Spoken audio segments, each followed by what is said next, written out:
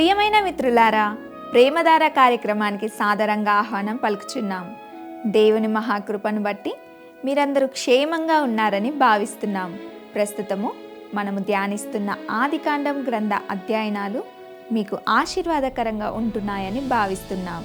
నేటి ఈ కార్యక్రమం ద్వారా సార్వత్రిక జల ప్రళయానికి గల కారణాలను మరియు నోవాహు అనే వ్యక్తి దేవుని దృష్టిలో పొందుకున్న దేవుని కృపను గూర్చిన వివరాలను, అందులో ఇమిడి ఉన్న వివరాలను వివరంగా తెలుసుకుందామా?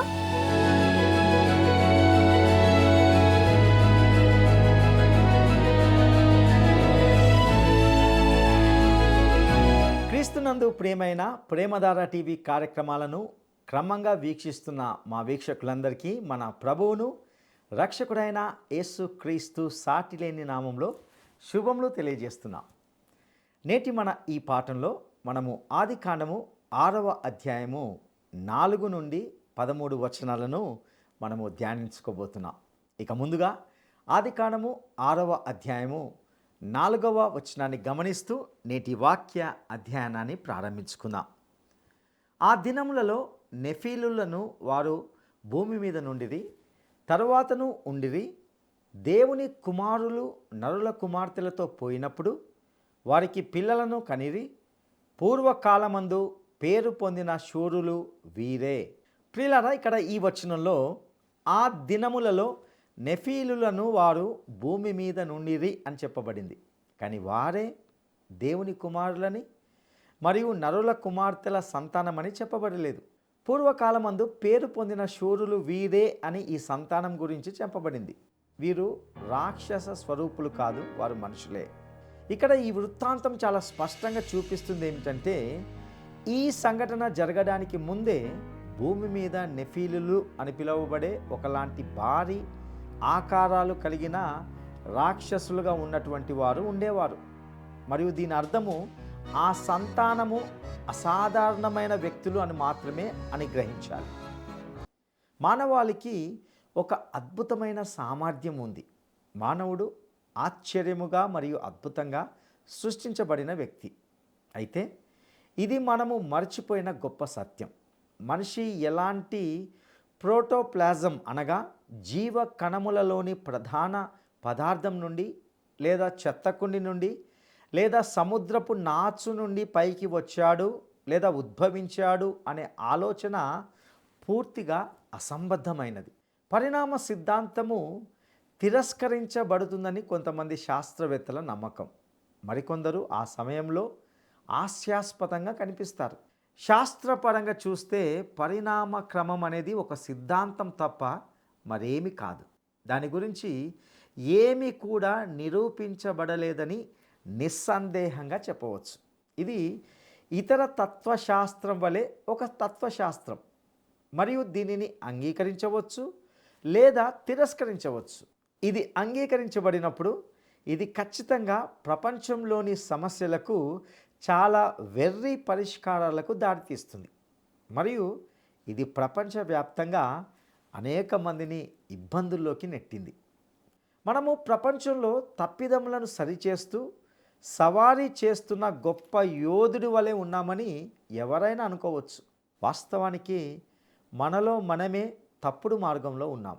నేడు ఈ ప్రస్తుత సమాజంలో, మన కళాశాలల్లో, మన ప్రభుత్వాల్లో, మన వార్తా మాధ్యమాల్లో, మన సైన్యంలో ఎందుకు జ్ఞానవంతులమని చెప్పుకుంటూ తిరిగే ఒక వర్గం వారు ఉన్నారో నాకు తెలియదు.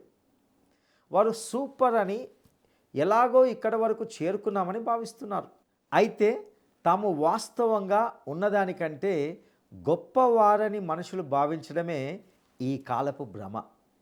మనిషి పతనం నుండి అనగా భయంకరమైన పతనం నుండి బాధపడుతున్నాడు. అతడు నేడు పూర్తిగా భ్రష్టుడయ్యాడు. మరియు దానిని పరిగణలోకి తీసుకున్నంత వరకు మనం అన్ని విధాలైన ఇబ్బందులు ఉన్నట్లే. అలాంటప్పుడు 4వ వచనంలో మనకు ఏమి కనిపిస్తుంది? మనం ముందుగా చూసినట్లుగా ఆదికాండము ఒక వంశావళుల గ్రంథం, అనగా ఇది కుటుంబాల గ్రంథం. ఇక్కడ దేవుని కుమారులు అనగా ఆదాము నుండి షేతు వరకు వచ్చిన దైవికమైన వంశం, మరియు నరుల కుమారులు అనగా కయీను వంశానికి చెందినవారు. మనం ఇక్కడ చూస్తున్నది ఈ 2 వంశాలు కలవడం మరియు ఒకదానితో ఒకటి వివాహం చేసుకోవడం, చివరికి మొత్తంగా వంశం పూర్తిగా భ్రష్టమైపోయినట్టుగా చూస్తాం. అయితే అది పూర్తిగా కాదు, కానీ ఇందులో ఒక మినహాయింపు ఉంది. ఇదే ఇక్కడ మనకు సమర్పించబడిన చిత్రము అని మనము అర్థం చేసుకోవాలి.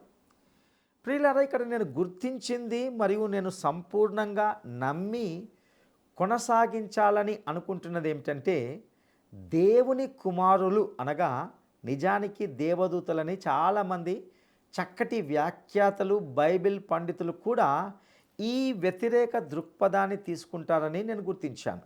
మరియు నేను దానిని నొక్కి చెప్పాలనుకుంటున్నాను. మీరు గనక ఆ అభిప్రాయాన్ని అంగీకరిస్తే, మీరు ఎక్కువ వ్యక్తులు ఉన్న ఆ విశాలమైన గుంపులోనే ఉంటారు.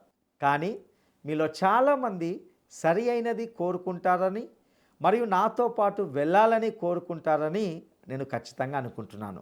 మీరు ఏ అభిప్రాయాన్ని తీసుకున్నా ఇది కేవలము ఒక వివరణకు అనగా ఇంటర్ప్రిటేషన్కు సంబంధించిన విషయం మాత్రమే. కాబట్టి మనమంతా స్నేహితులుగా ఉండాలని నేను ఆశిస్తున్నాను. ఇది బైబిల్ను మీరు నమ్ముతారో లేదో అనే దానితో ఏమీ సంబంధం లేదు, కానీ పవిత్ర గ్రంథం అనగా లేఖనాల యొక్క వాస్తవాల వివరణకు అనగా ఇంటర్ప్రిటేషన్కు మాత్రమే సంబంధించింది. ఇక జల ప్రళయానికి ముందు భూమిపై ఏ పరిస్థితి ఉండేది? దేవుడు జల ప్రళయం అనే తీర్పును, ఉగ్రతను తీసుకురావడానికి గల కారణమేంటి? ఈ విషయాలను చూడడానికి ముందుగా ఆదికాండము 6వ అధ్యాయము 5వ వచనాన్ని మనం గమనిద్దాం. నరుల చెడుతనము భూమి మీద గొప్పదనియు, వారి హృదయం యొక్క తలంపులలోని ఊహ అంతయు ఎల్లప్పుడూ కేవలము చెడ్డదనియు యెహోవా చూచి. ప్రియులారా, ఇక్కడ ఉన్న 4 పదాలను గురించి కొంత నొక్కి చెప్పాలి. అదేమిటంటే, నరుల చెడుతనము భూమి మీద గొప్పది, వారి హృదయం యొక్క తలంపులలోని ఊహ అంతయు చెడ్డది, అది కేవలము చెడ్డది అనగా అంతయు దానితోనే నిండుకున్నది, మరియు అది ఎల్లప్పుడూ ఆ విధంగానే ఉంది. చెడుతనము భూమి మీద గొప్పది, తలంపులు ఊహ అంతయు చెడ్డది, కేవలము చెడ్డది, మరియు ఎల్లప్పుడూ అనే ఈ 4 పదాలు భూమిపై ఉన్న మానవ కుటుంబం యొక్క స్థితిని వెల్లడి చేస్తాయి. ఇక ఆదికాండము 6వ అధ్యాయము 6వ వచనాన్ని మనం గమనిద్దాం. తాను భూమి మీద నరులను చేసినందుకు యెహోవా సంతాపము నొంది తన హృదయంలో నొచ్చుకొనెను. యెహోవా సంతాపము నొందెను. ఇంతకీ యెహోవాను ఏది సంతాపము నొందే విధంగా చేసింది? అది మానవుని భ్రష్టత, అవినీతి యెహోవాను సంతాపపరిచింది. దేవుడు తన మనసు మార్చుకున్నాడు అనిపిస్తుంది మరియు మానవుని భూమి నుండి తీసివేయాలని ఉద్దేశిస్తున్నాడు. ఆయన అనుకున్నట్లుగానే భూమిపై ఉన్న మొదట సృష్టించబడిన సృష్టితో అదే చేసి ఉండవచ్చు. మనుషుని పాపం వలన దేవుడు బాధపడినప్పటికీ ఆయన అతన్ని నాశనం చేయలేదు. దాని విషయమై మనము దేవునికి కృతజ్ఞతలు చెల్లించాలి. ఇక ఆదికాండము 6వ అధ్యాయము 7వ వచనాన్ని మనం గమనిద్దాం. అప్పుడు యెహోవా, నేను సృజించిన నరులను, నరులతో కూడా జంతువులను, పురుగులను, ఆకాశ పక్ష్యాదులను భూమి మీద నుండకుండా తుడిచివేయుదును. ఏలయనగా నేను వారిని సృష్టించినందుకు సంతాపము నొంది ఉన్నానెను. ప్రియులారా, ఇక్కడ దేవుడు చేపలను గురించి ప్రస్తావించలేదు, ఎందుకంటే అవి నీటిలోనే ఉన్నాయి. అయితే ఆయన మరింత ఎక్కువగా నీటిని పంపబోతున్నాడు. ఇక జలప్రళయ తీర్పు నుండి దేవుని విమోచనను గూర్చిన వివరాలను చూడబోతున్నాం. ఆదికాండము 6వ అధ్యాయము 8వ వచనాన్ని మనం గమనిద్దాం. అయితే నోవహు యెహోవా దృష్టి యందు కృప పొందినవాడాయెను. ఇంతకీ నోవహు కృపను ఎందుకు పొందాడు? ఆదికాండము 6వ అధ్యాయము 9వ వచనాన్ని గమనిద్దాం. నోవహు వంశావళి ఇదే. నోవహు నీతిపరుడును, తన తరములో నిందారహితుడై ఉండెను. నోవహు దేవునితో కూడా నడిచినవాడు. ప్రియులరా, దేవుడు నోవహును ఎందుకు రక్షించాడు? అతడు దేవునితో నడిచాడు కాబట్టా? అవును. కానీ హెబ్రీ పత్రిక 11వ అధ్యాయము 7వ వచనంలో మనకు ఇలా కూడా చెప్పబడింది. విశ్వాసమును బట్టి నోవహు అది వరకు చూడని సంగతులను గూర్చి దేవుని చేత హెచ్చరింపబడి భయభక్తులు కలవాడై తన ఇంటి వారి రక్షణ కొరకు ఒక ఓడను సిద్ధం చేసెను. అందువలన అతడు లోకము మీద నేరస్థాపన చేసి విశ్వాసమును బట్టి కలుగు నీతికి వారసుడాయెను. ఎండిపోయిన భూమిపై కనీసము ఇంకా చినుకులు కూడా పడకుండానే ఓడను సిద్ధపరచడానికి అతనికి విశ్వాసం అవసరమైంది. హెబ్రీ పత్రికలోని ఈ అధ్యాయంలోనే విశ్వాసమును బట్టి హానోకు మరణము చూడకుండానట్లు అని మనకు చెప్పబడింది. మీరు చూసినట్లయితే సంఘము ఈ లోకము నుండి ఎత్తబడినప్పుడు ప్రతి విశ్వాసి వెళ్తాడు. ఎందుకంటే సంఘము ఎత్తబడుట అనేది విశ్వాసుల కోసమే. మరియు బలహీనమైన పరిశుద్ధుడు కూడా ఎత్తబడతాడు. వారు ఎందుకు ఎత్తబడుతున్నారంటే దేవుడు వారికి కనికరమును విస్తరింపజేస్తాడు. మరియు ఆ సమయంలో దేవుని యొక్క దయా కనికరములు కనపరచబడతాయని మనకు చెప్పబడింది. ఇంతకీ జలప్రళయం అనేది ఎందుకు? దేవుడు జలప్రళయాన్ని ఎందుకు పంపబోతున్నాడు? ఒకసారి ఆదికాండము 6వ అధ్యాయము 11, 12 వచనాలను మనము గమనిద్దాం. భూలోకము దేవుని సన్నిధిని చెడిపోయి ఉండెను, భూలోకము బలాత్కారముతో నిండి ఉండెను. దేవుడు భూలోకమును చూచినప్పుడు అది చెడిపోయి ఉండెను, భూమి మీద సమస్త శరీరులు తమ మార్గమును చెరిపివేసుకొని ఉండిరి. అంటే మనిషి దేవుని మార్గాన్ని భ్రష్టం చేసి తన స్వంత మార్గంలో నడుస్తున్నాడు. అతడు దేవుడు తనను సృష్టించిన ఉద్దేశం నుండి తొలగిపోయాడు. ఇక ఆదికాండము 6వ అధ్యాయము 13వ వచనాన్ని మనం గమనిద్దాం. దేవుడు నోవహుతో సమస్త శరీరుల మూలముగా భూమి బలాత్కారంతో నిండి ఉన్నది గనుక నా సన్నిధిని వారి అంతము వచ్చియున్నది, ఇదిగో వారిని భూమితో కూడా నాశనం చేయుదును. ప్రియులారా, ఇక్కడ దేవుడు జలప్రళయాన్ని పంపబోతున్నాడు. మరియు ఈ విషయమై ఎందుకు పంపబోతున్నాడు అనే దానికి సంబంధించి కొన్ని కారణాలు ఇక్కడ ప్రస్తావించాలని అనుకుంటున్నాను. మానవుడికి విమోచకుడు ఉన్నాడు అనే వాగ్దానం ఉన్నది. మరియు భూమిపైకి రక్షకుడు వస్తాడని కూడా అతనికి చెప్పబడింది. ఈ వాగ్దానాల నెరవేర్పు కొరకు మానవుడు నిరీక్షిస్తూ ఉండవలసిన విషయం. అయితే దానికి బదులుగా అతడు దేవుని నుండి తిరిగిపోయాడు. దేవుడు ఆదాము మరియు హవ్వ కొరకు ఒక బలిని అర్పించాడు. మరియు కయ్యూను మరియు హేబేలుతో ఒక గొప్ప శాశ్వతమైన సూత్రం ఏర్పరచబడిందని మనం చూస్తాం. ఈ ఇద్దరు వ్యక్తులు కయ్యూను మరియు హేబేలు వారిని జాగ్రత్తగా పరిశీలిస్తే రెండు గొప్ప వ్యవస్థలు, రెండు విధాలైన ప్రజల ప్రతినిధులుగా నిలుస్తారు. వారిలో ఒకరు తప్పిపోయిన వారుగా మరియు ఒకరు రక్షింపబడిన వారుగా, ఒకరేమో స్వనీతి పరులుగా, మరొకరు విరిగి నలిగిన మనసు కలిగిన వారుగా, వారిరువురిలో ఒకరు పైపైన ఒప్పుకోలు కలిగి ఉన్నవారుగా మరియు ఇంకొకరు నిజమైన విశ్వాసిగా ఉంటున్నారు. ఈ కాలంలో మానవ జాతిలో ఉండింది అదే. ఇక ఆ తర్వాత మనము పితరులైన వారు చాలా కాలము జీవించడాన్ని చూస్తాం. ముఖ్యంగా ఆదాము మరియు మెతుషేల యొక్క జీవితాలు సృష్టి కాలం నుండి జలప్రళయం వరకు ఉన్న మొత్తం చరిత్ర అంతరాన్ని పూరిస్తాయి. వారు ఖచ్చితంగా మొత్తము మానవ జాతికి ఒక ప్రత్యక్షతను ఇవ్వగలిగేవారు. వారు అలా చేశారు కూడా. అయితే యూదా పత్రిక 14 మరియు 15 వచనాల్లో హానోకు తన కాలంలో ప్రసంగించాడని, అతడు ఆ కాలంలో ప్రవచించాడు అని మనకు చెప్పబడింది. నోవహు కూడా తన కాలంలో ఓడను నిర్మిస్తున్నప్పుడు ప్రసంగించాడని కూడా మనకు చెప్పబడింది. హానోకు అదృశ్యమైనప్పుడు ఆ సంఘటన మానవ వ్యవహారాల్లో దేవుడు జోక్యం చేసుకుంటున్నాడని ప్రజలను హెచ్చరించి ఉండాలి. వారు ఈ మనిషిని అనగా మెతూషెలను మరియు అతని పేరు యొక్క అర్థాన్ని కూడా తెలుసుకున్నారు. మరియు అతడు చనిపోయినప్పుడు జల ప్రవాహము లేదా జల ప్రళయము వస్తుందని వారు తెలుసుకున్న వారై ఉండాలి. చివరిగా పరిశుద్ధాత్మ యొక్క పరిచర్య కూడా ఉంది. దేవుడు తన ఆత్మ నరులతో ఎల్లప్పుడూ వాదించదు అని చెప్పాడు. దేవుని ఆత్మ అతనితో పోరాడుతూ ఉండేది. కానీ మనిషి దేవుని పూర్తిగా తిరస్కరించినప్పుడు జలప్రళయము భూమిపై తీర్పుగా వచ్చింది. మానవ కుటుంబం అంతా కూడా దేవునికి విరోధంగా తప్పిపోయింది. ఆ సమయంలో రోమా పత్రిక 3వ అధ్యాయము 10వ వచనంలో చెప్పబడినట్లుగా నీతిమంతుడు లేడు, ఒక్కడును లేడు. అయినప్పటికీ ఆయనను అనగా దేవుని నమ్మిన వారిలో నోవహు మరియు అతని కుటుంబం మాత్రమే కొంతమందిగా ఉంటున్నారు. ఇక్కడ ఒక మనిషి ఉన్నాడు. అతడు దేవునితో నడిచాడు. అతడు దేవుణ్ణి నమ్మాడు. విశ్వాసమును బట్టి ఇంకా దేవుని నమ్ముతున్న వ్యక్తిగా నోవహు ఇక్కడ ఉన్నాడు. అతడు ఎండిన భూమిపై ఓడను నిర్మించడం అనే సాహసాన్ని చేయడానికి సిద్ధంగా ఉన్నాడు. వర్షాలు రాకపోతే అతడు ఖచ్చితంగా సమాజంలో ఎగతాళికి గురి అవుతాడు. అతడు 120 సంవత్సరాలు అలాగే సమాజంలో ఎగతాళికి గురై ఉంటాడని నేను అనుకుంటున్నాను.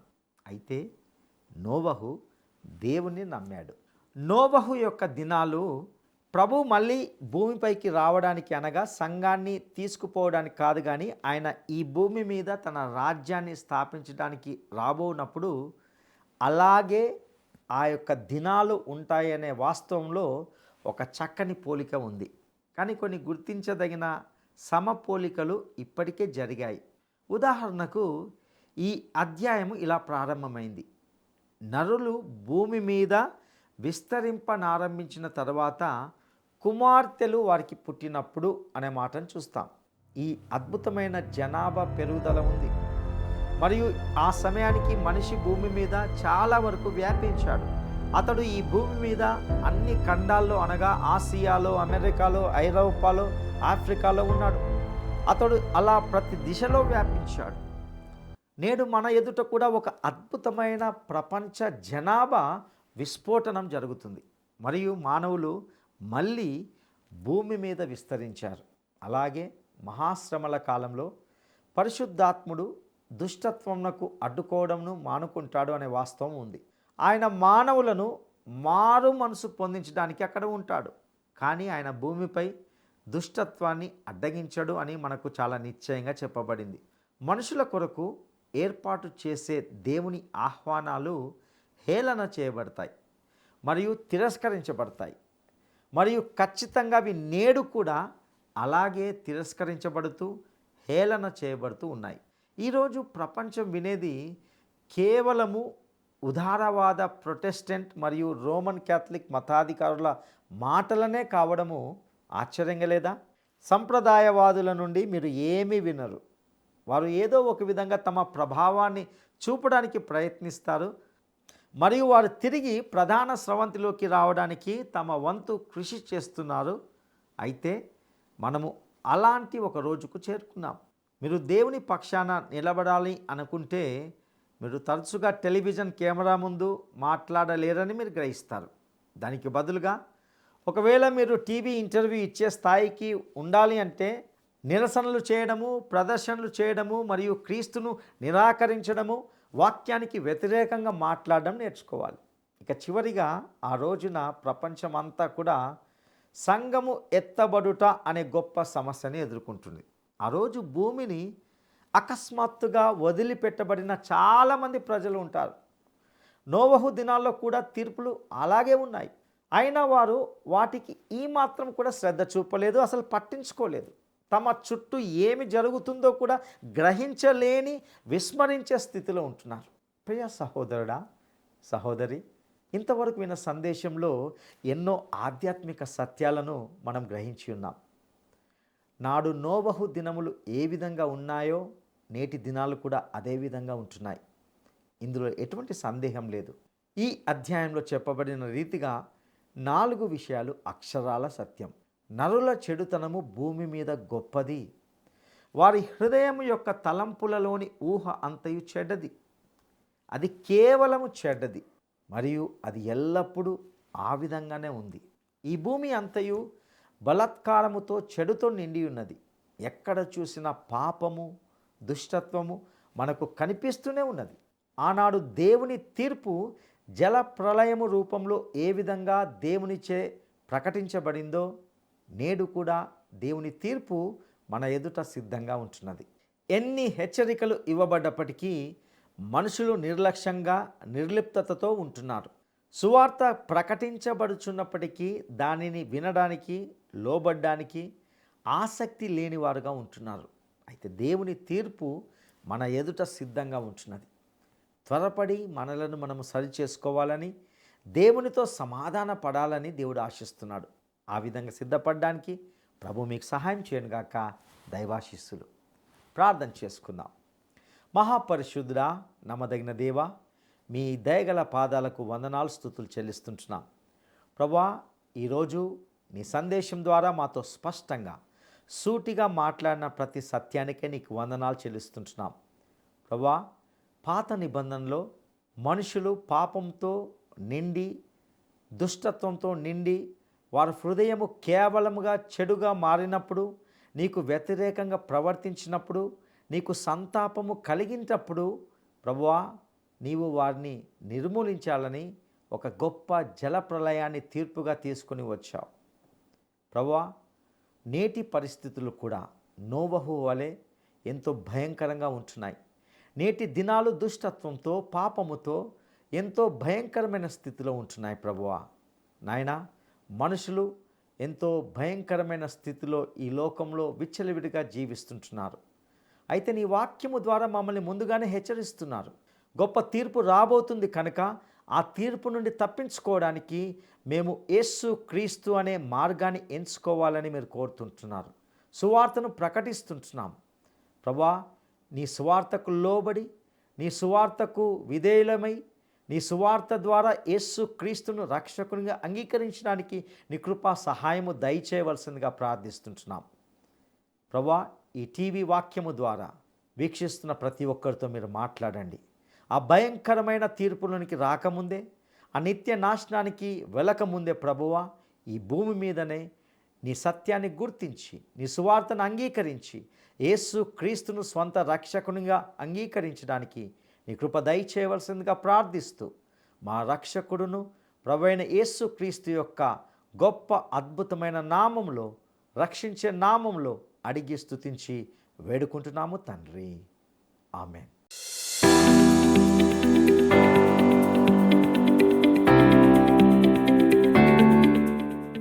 హనోకు తన కాలంలో ప్రసంగించాడని మరియు ప్రవచించాడని మనకు క్రొత్త నిబంధనలో ఎక్కడ చెప్పబడింది? హనోకు తన కాలంలో ప్రసంగించాడని మరియు ప్రవచించాడని మనకు క్రొత్త నిబంధనలో ఎక్కడ చెప్పబడింది? 1 పేతురు వ్రాసిన మొదటి పత్రికలో, 2 యూదా పత్రికలో, 3 పేతురు వ్రాసిన 2వ పత్రికలో. ఈ ప్రశ్నకు సరైన జవాబును ఈ వాట్సాప్ నంబర్కు పంపండి. మా వాట్సాప్ నంబర్ 9399952570. నేటి ఈ సందేశం ద్వారా మీరు అనేక లోతైన ఆధ్యాత్మిక సత్యాలను నేర్చుకున్నారని, పరిశుద్ధాత్మ దేవుడు ఖచ్చితంగా మీతో వ్యక్తిగతంగా మాట్లాడి ఉన్నాడని తలస్తున్నాం. మీ ఆధ్యాత్మిక జీవితంలో ఏమైనా సందేహాలు కానీ, ప్రార్థన అవసరతలు కానీ ఉన్నట్లయితే ఈ క్రింద ఇవ్వబడిన ఫోన్ నెంబర్కు తప్పకుండా తెలియజేయండి. మీ ఫోన్ కాల్ కోసం మేము వేచి ఉంటాము. ఈ కార్యక్రమాలను మీరు యూట్యూబ్ ద్వారా కూడా వీక్షించవచ్చు. మేము మీ కొరకు, మీ కుటుంబాల కొరకు ప్రార్థిస్తాము. దేవుడు మీకు తోడయుండునుగాక. ఈ కార్యక్రమం మీకు నచ్చిందా? అయితే వెంటనే మిస్డ్ కాల్ ఇవ్వండి. బహుమతి పొందే విజేత మీరే కావచ్చు.